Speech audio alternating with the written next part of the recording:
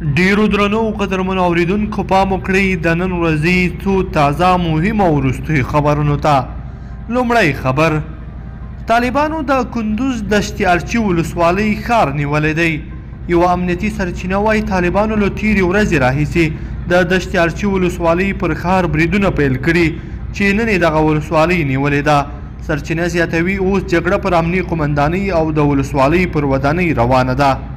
دوهم خبر: د ولسمشر مرستیال امرالله صالح وایي پر کابل پوهنتون د برید دویم پلان جوړونکی احمد چې پکتیا ولایت ته تللی و له افغان ځواکونو سره په نښته کې وژل شوی.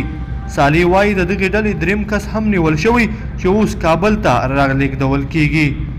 دریم خبر: ازبکستاني رسنۍ وایي د راتلونکي 2020 کال په جنوري میاشت کې به د کابل تاشکند ترمنځ مستقیمې الوتنې پیل شي.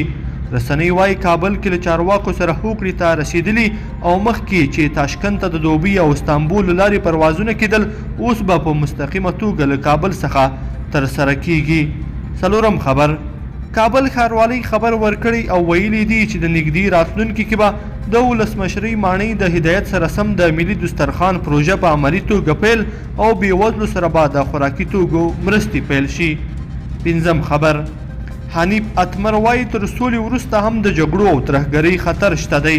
د هیواد د بهرنیو چارو سرپرست وزیر وایي سره له دې چې سولې لپاره هلې ځلې ډېرې شوي دي خو د سولې له راتګ سره سره به ترهګرۍ خطر هم وي.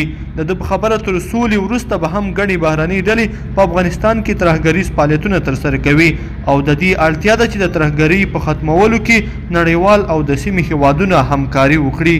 لیدونکو په دې هیله چې د نن ورځې دا 5 خبرونه به مو راسره تر پایه پورې لیدلي وي. که مو دا ویډیو خوښه شوې ویډیو لایک کړئ، د سره او چینل سبسکرایب کړئ. تر بیا ښه وخت.